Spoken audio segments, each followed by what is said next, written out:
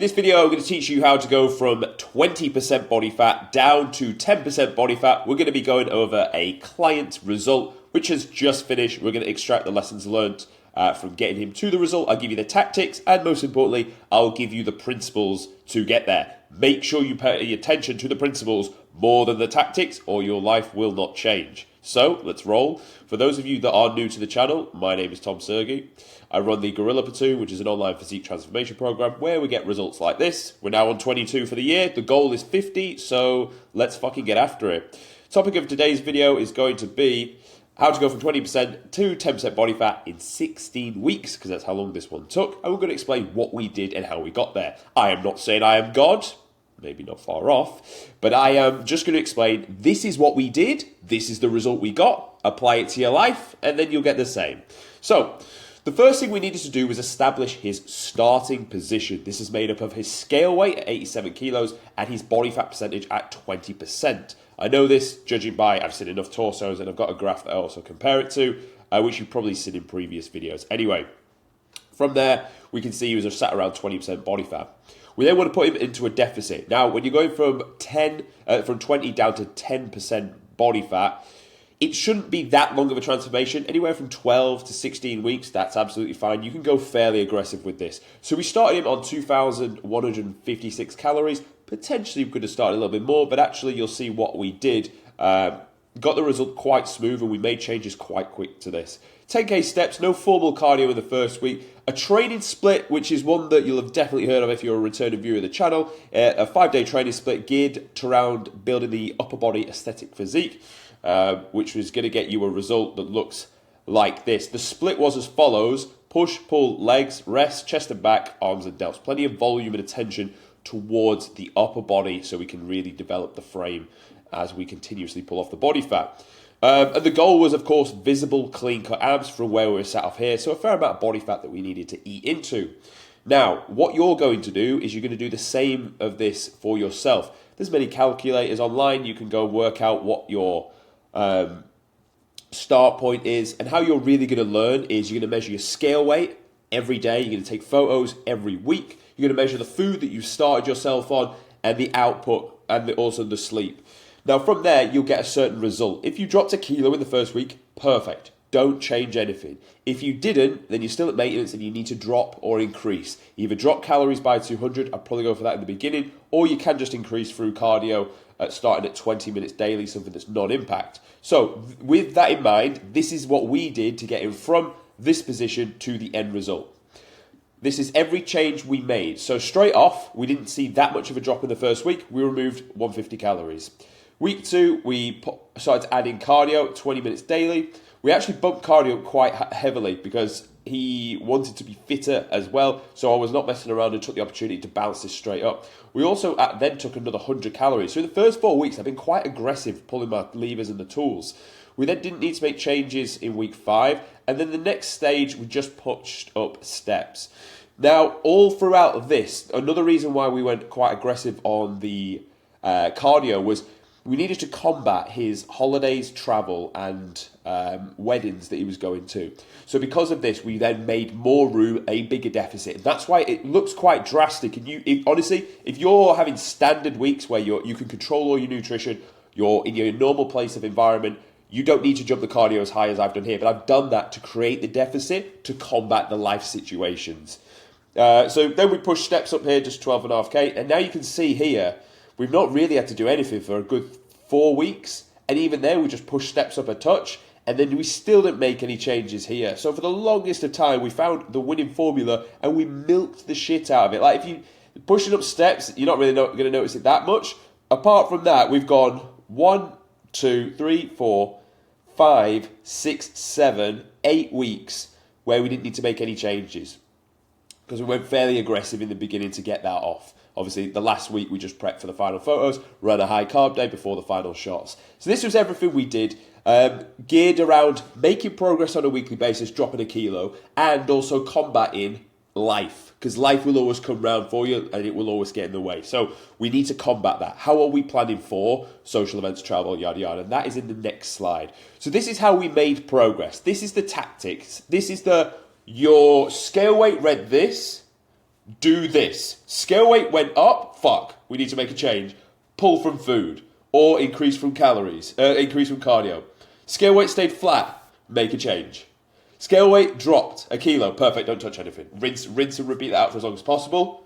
We made progress, but next week we've got this event coming on. Okay, we need to create that deficit now. We can either do it through steps or through cardio, or we could pull for more food, but we want to keep food for as high as we can, for as long as we can, really. And realistically, we only changed, so 150, 250, 350. We've only dropped him about, 350, 400 calories across the full process. Not too drastic. Not that much of a drop. I do like to keep food as high as we can for as long as we can, but obviously you're going to end up on low food towards the back end of the transformation. You will suffer. You will fucking suffer, trust me. You really will. So these are the changes that we'll make. The message is assess your data and either tweak through food or through output and train like an absolute animal, get stronger week on week. Now what we're really going to do is tell you how we actually make progress. Because, cool, that tactic's nice. That tactic should be obvious. But that tactic is not what's going to get you the result, even though that is what you need to do. And this is why. So I'm going to exit out of here so I can draw on the screen. The first thing we're going to do is clear the weeds from your brain.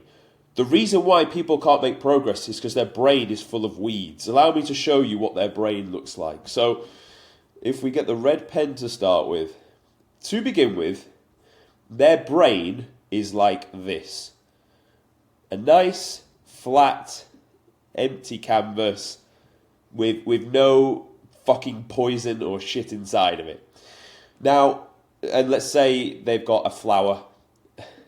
This is their flower inside their brain. The flower denotes moving towards the goal. The flower denotes abs, okay, in this analogy. The flower denotes abs. This is so hard to write and draw. That's an S. So the flower denotes abs. But what will continuously happen throughout your journey in this transformation is you will grow weeds. Your garden will continuously grow weeds. And the weeds will mask over the flower. And the weeds can sometimes be the flower. And the reason people can't make progress is because their brain is full of weeds, masking the flower. Now, what do the weeds resemble? The weeds resemble distractions that come up and mask the overall goal. The weeds resemble outside stress and bullshit that takes you away from the goal. Where I'm going with this is really simple. Look, just follow that week on week. Not that exactly, but the principle of this, and you're going to get the result.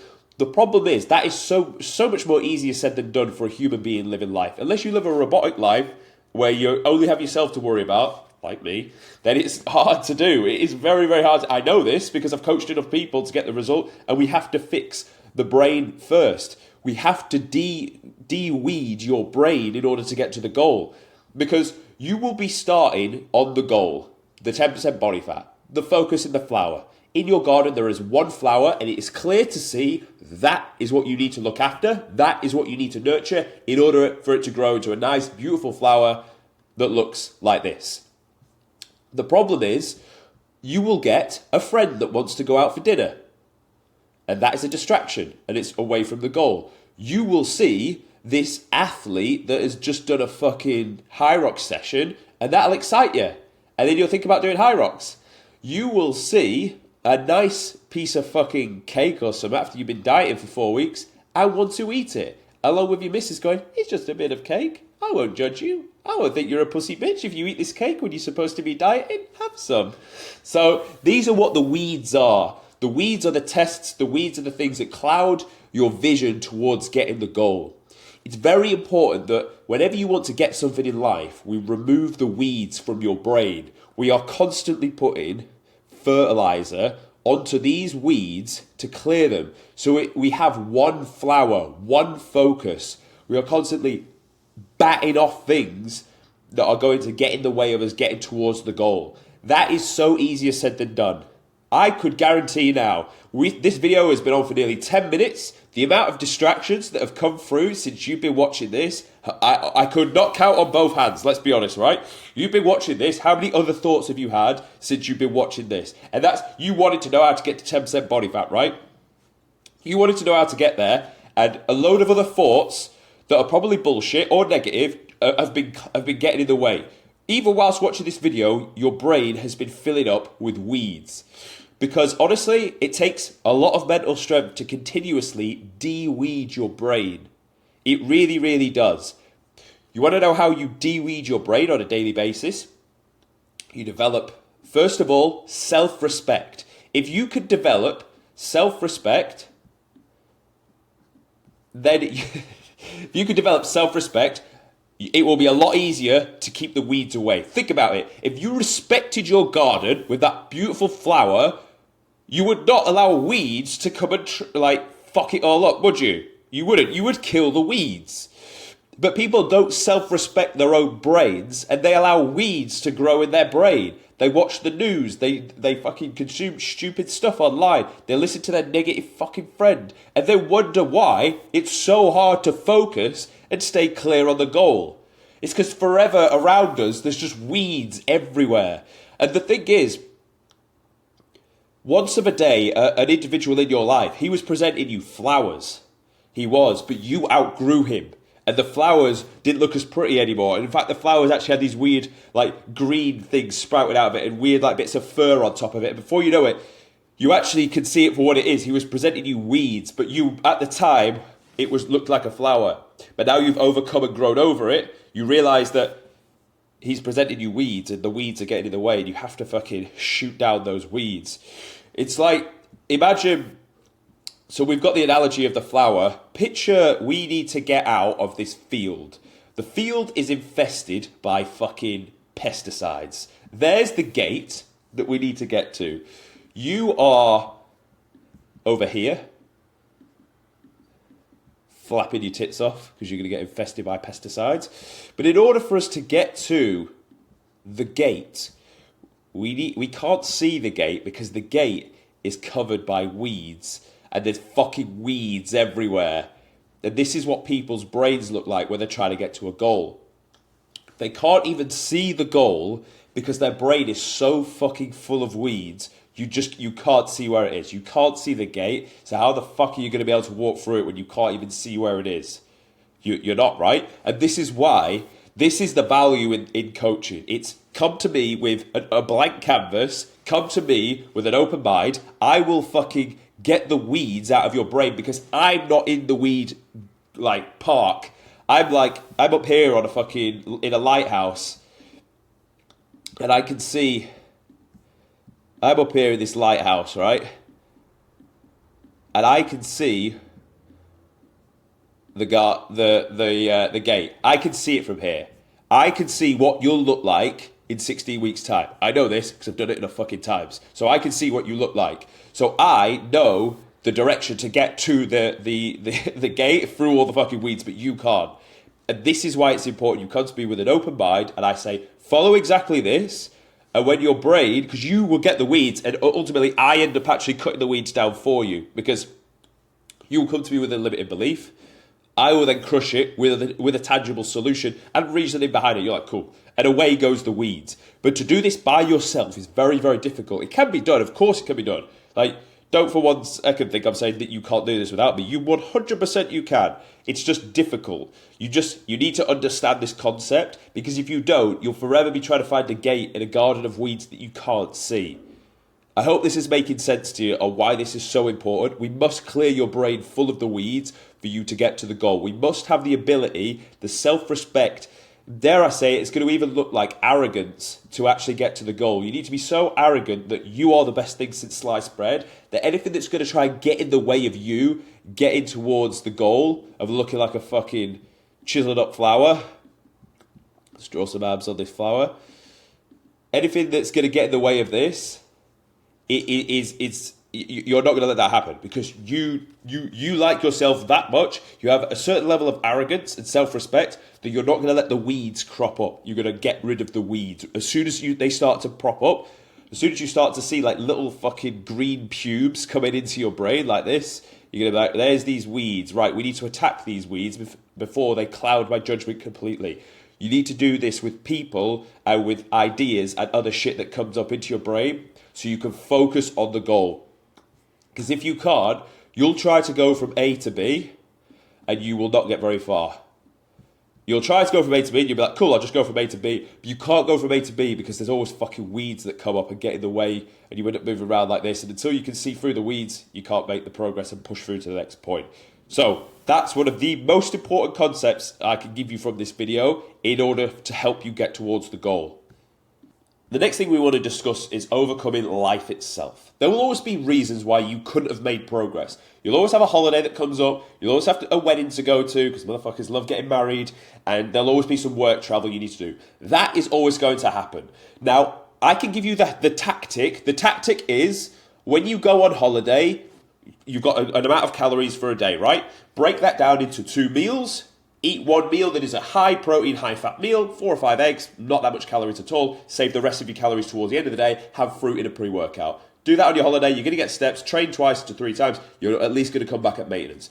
You go to a wedding, same detail. Same detail for 1 day of holidays, how you'd approach the wedding. Work travel, take your meals with you, prep beforehand, or here's the guide I've created, which I can't actually show you, but I create a guide and they'll then follow that, how to get their planned meals from a local supermarket. Simple. So, but that's the tactic. The point I'm making with this is, if you wanted to, if I said, if you don't make progress this week, I won't say this actually. I'll flip it the other way. I'll use the incentive. If I say, if you drop a kilo this week on plan, even though you're on holiday, I'll give you $1,000. You would make it fucking happen.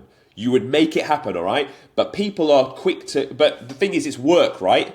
It's work to stay on plan when you've got these events coming up. And I understand that. That's ultimately my job. I do the work. You just follow. But if you're like going to do this for yourself, it is work to work out how you're going to stay on plan when you're at these events. It's not comfortable. It's not nice. It's so much easier just to like go with the flow.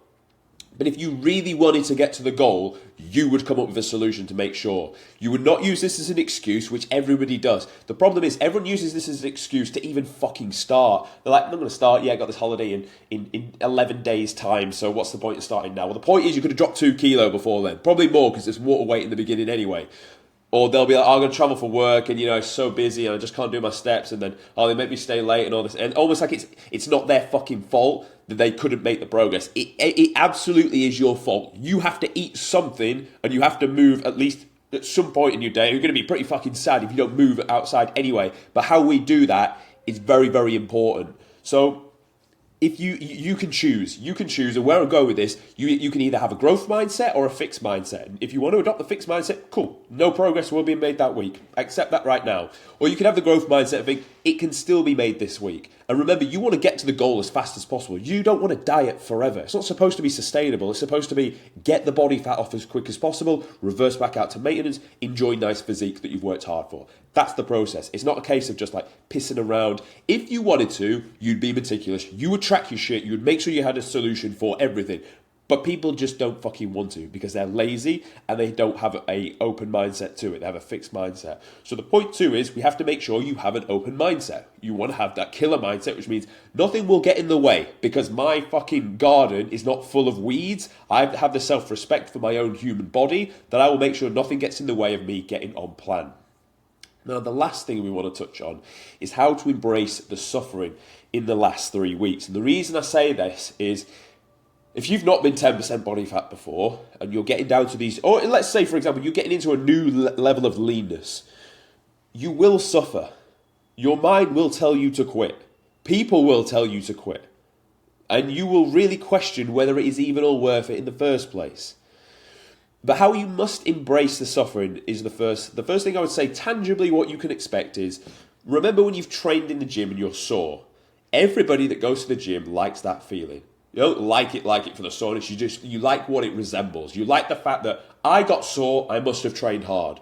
Well, there is a way you can achieve that through dieting. It's I'm tired and hungry, my body feels like it's eating itself. That is the equivalent of DOMS in the gym, but for dieting down and getting a six-pack. So when you feel like that, you should celebrate that you are doing the right thing. It's the positive feedback loop that you are doing the right thing.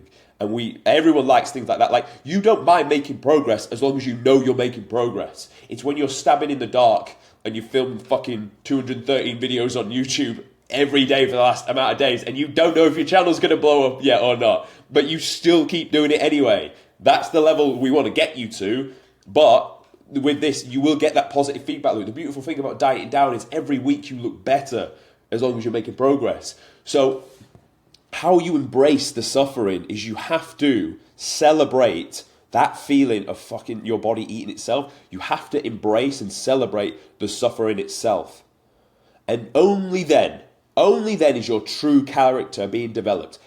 If it's a 16-week transformation, for the first 10, 11, your character's not really being developed that much. Your discipline is, and your ability to do the same thing, your consistency is, but your resilience, the real characteristic that you came here for, that's not been tested yet. So therefore it can't have been grown.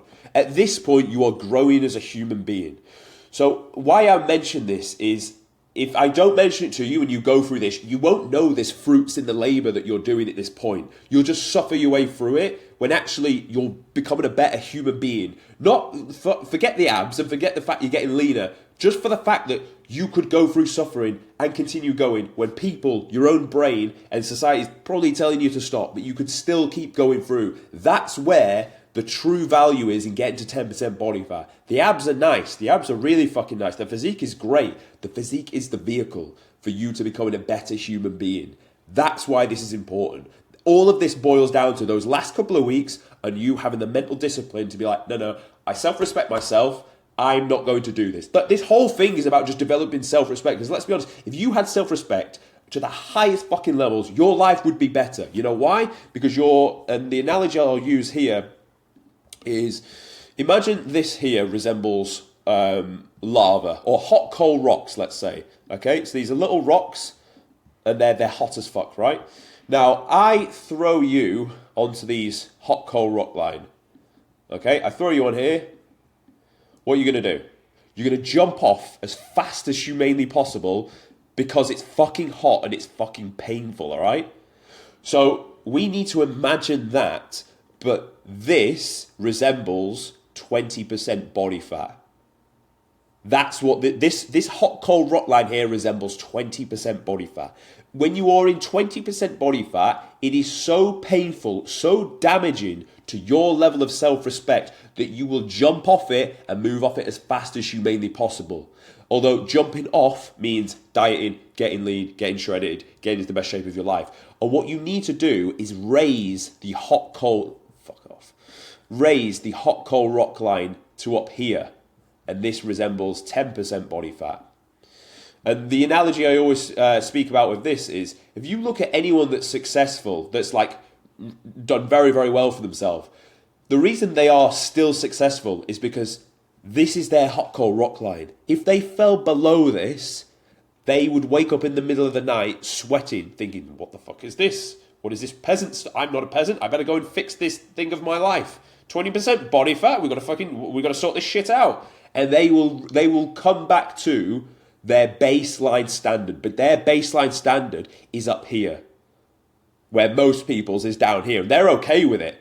And let's be honest, people are where they are in life for the longest period of time because they may say they want more, but if they haven't changed it, deep down, they're okay with it. They're okay with whatever aspect it is that they say they're not happy with, deep down they're okay with it. Because if they weren't, it would be so fucking painful, they would do something to get from here back up to here to this new baseline.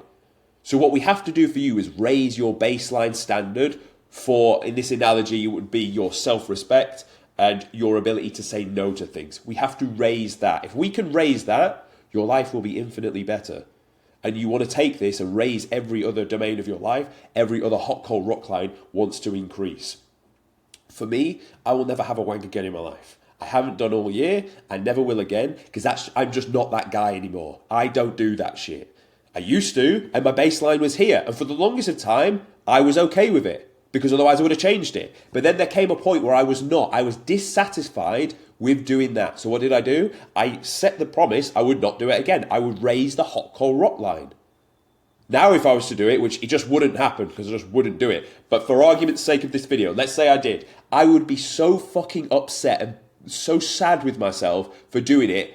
I would probably go even harder and make sure it never happened again. I'd probably go like a step deeper, which I guess you could say the step beyond this, not to get too deep into this, but it would be like ironing out lustful thoughts in your brain, which are natural things, right? Probably everyone gets them, surely. maybe just me, but I would then go and iron those out, and that would be the hot coal rock line. No, I don't accept my brain having lustful thoughts about certain things. And I would raise the line. Right now, I don't really care to raise that because I know I'm not going to do this because this is my hot coal rock line. The point I'm making is we need to do this for you and your physique. You are no worse off, no lesser than any of the guys you see in these after shots here. The only difference between you and them is they were not okay with being where they are in the start photo, and they were happy to work like an absolute mule until they got to the secondary photo. You can absolutely do the same. You just have to have that internal self-respect that, no, I'm not that guy. I'm not that guy at 20% body fat because I am an athlete. So I don't accept that. And you have to live and breathe your life like that. And honestly, you can change every domain of your life. As soon as you are not willing to accept it, as soon as it is so painful, you will do something about it and you will change it. So that is how we really made progress. That's how we cleared the weed from our brain, how we overcame life, and also how to embrace suffering in the last 3 weeks using the hot coal rock analogy. And then the end result we got to was 76 kg, 10% body fat. And then he now looks like this, like a fucking killer. And that's another good result in the bag. Thank you for watching. If you found this video useful, subscribe. If you want to work with me, that'd be nice. And you can book a call and we'll take it from there.